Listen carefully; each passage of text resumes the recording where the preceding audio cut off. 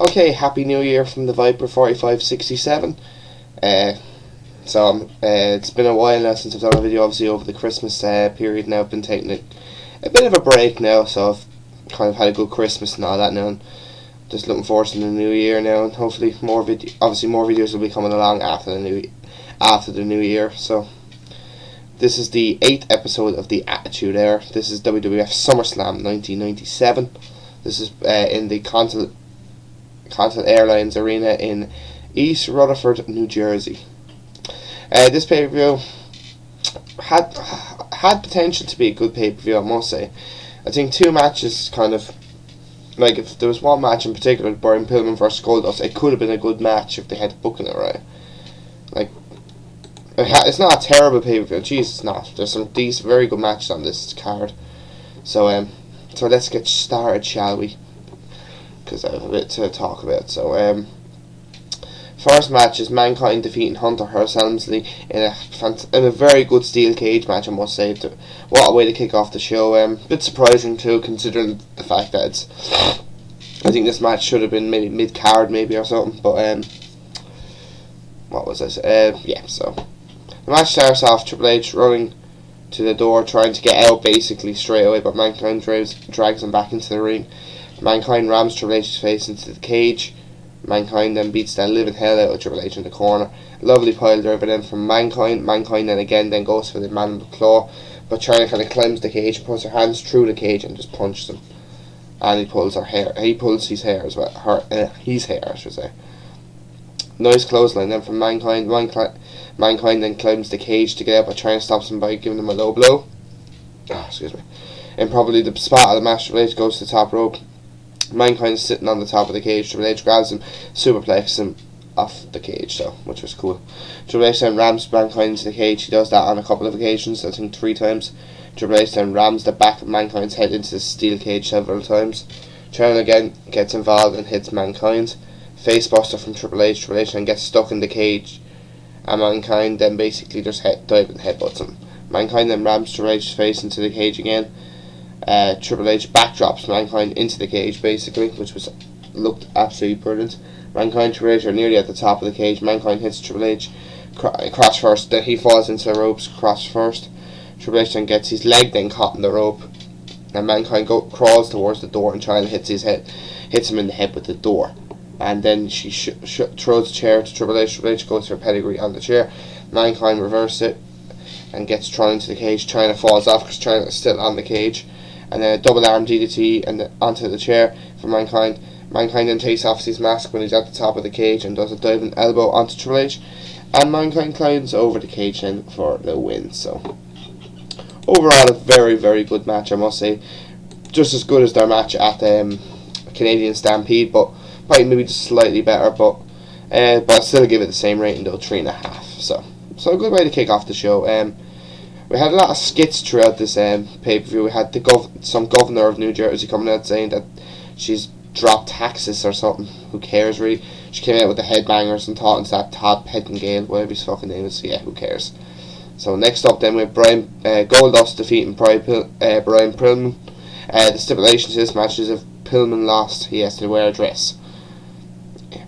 So in the corner, not much really happened in this match. Really, it was a very boring. It wasn't great, let's just say. In the corner where Pillman bites Goldust, and then Goldust then kisses Pillman, then gives him a nice right hand. Pillman goes after Marlena, but Goldust stops him by giving him a nice clothesline. Nice DDT then on the outside from Pillman. Flying clothesline from Pillman gets a 2 count. Backslide gets 2 for Goldust. Goldust then goes for Bulldog, but then Pillman reverses a sunset flip, which was a botch from Goldust basically just landing on his own head. Pillman goes for a pin, but Marlena hits him in the head with a purse, which is obviously something in it, and that's what gets Goldust the win. So overall, a very poor match. I'd give it half a star, so I'm just being nice. So that's all I got to talk about on that match. Next match then, the Legion of Doom defeat the Godwinns in a decent match, I must say. Match that I was probably expecting to be a dud, but obviously really surprised me. Henry Godwinn came into this match covering from a broken neck, thanks to the LOD when they were doing the Doomsday device. So they obviously will work on this, which was only 2 months ago, which they will work on the neck. Clotheslines from both Animal and Hawk on both Godwinns. Flying clothesline then from the apron of the ring from Hawk to Henry. Double clothesline then from Animal. Henry Godwinn then snaps Hawk off the ropes. Hawk rams Henry into the steel steps. 2 leg drops then from Hawk, gets a 2 count. Clothesline then from Henry to Hawk. They both go over the top rope. Henry bumps Animal off the apron into the guardrail. 2 from a scoop slam from Henry Godwinn. Excuse me. Hawk gets the tag and cleans house. Nice power slam from Hawk. Nice clothesline also, and a flying neck breaker, which gets 2 on Henry Godwinn. And then the win comes then from a spike pile driver of all things, and that gets the win. So overall, a decent match. It was much better than I expected. I'll give it 2 stars. The most you could give for this match. It was decent. This one of the matches you wouldn't give crap that. It'd be 2 stars because you're just not expecting it to be so bloody good. So yeah, next match then. British Bulldog beats Ken Shamrock via disqualification to retain the WWF European title. The stipulation is if Bulldog had to lose, and he would have had to eat dog food. So yeah. So this match was. I'll tell you one thing. This match actually could have been a hell of a. This is one of the matches I'm talking about. This match, I don't know. Ken Shamrock isn't. I just don't know. Like, the guy is used to be a UFC fighter, so he shouldn't be know how to. I don't know. I just don't. This match could have been like 3 stars. This match could have been. I'm giving it a 1.5 stars. It could have been a hell of a lot better, and the show itself could have been obviously better than with it. But sure, look, what can you do? The match starts off with Shamrock getting the upper hand with a nice belly-to-belly suplex and ramming Bulldog into the steel steps. But really, that was really it. Bulldog dominates from the whole match then. Shamrock do go for the ankle lock, but Bulldog gets to the ropes. Suplex gets 2 for Bulldog. Sunset flip into a pin for Shamrock, gets 2. Shamrock gets a busted lip. Bulldog slams Shamrock's arm into the ring post and then slams him into the steel steps. And then slaps him in the face, slaps his face into the steps. Bulldog then throws dog food into Shamrock's face, and basically Shamrock just goes absolutely fucking crazy and hits Bulldog with the can of dog, the can part of the dog food, and that's what gets the DQ. And after the match, then basically the officials tried to. Shamrock gets a choke, sleeper holding on, or a choke hold on Bulldog. He's basically knocked out, and he basically then just kills all the officials, which was kind of cool because the crowd absolutely fucking loved it. But the match itself could have been 10 times better. Really, it could have been, but look, at the end of the day, what can you do? So, as I've said, a 1.5 stars. Next match is Los Boricuas defeating DOA in a god-awful match. Oh, it was an 8-man tag, by the way, this was. Oh, this was absolutely piss poor, this was. Best thing really about this was a spinning sidewalk slam from Skull on Jose, and a nice spinning backbreaker from Crush too. What else do we have? Nice spinning heel kick from Vega on 8-ball, and then the Nation come out to watch. Chains comes in and cleans house. The win comes from an elbow drop, I think, from Jose, and that gets the win. And basically, then the whole it's basically a gang war. Basically, all 3 teams basically kick the shit out of each other. So yeah, I said to myself I might give this a 1/4 star, but nah, absolutely piss poor. I'm going to give this a dud, a complete and utter dud, a pathetic match. Next then, Stone Cold Steve Austin defeats Owen Hart to win the WWF Intercontinental Championship in a very good match. And also another stipulation: if Austin had to lose in this match, he would have had to kiss Owen Hart's ass. Yay. This is obviously the match where Stone Cold obviously breaks his neck. That's what, if this match did not have that, now this match would have been, this is what I'm saying, this event could have been so much better if some certain things that had happened. But look, what can you do? Basically, Austin obviously you just can't help a broken neck. So, but the match starts off. Austin gives Owen the finger. It basically goes off to his pose. Owen Hart attacks the knees. Then Owen rams Austin's knee into the ring post. He does that twice. Lufez pressed then by Austin, and then grabs Owen by the hair and slams him down on the mat twice.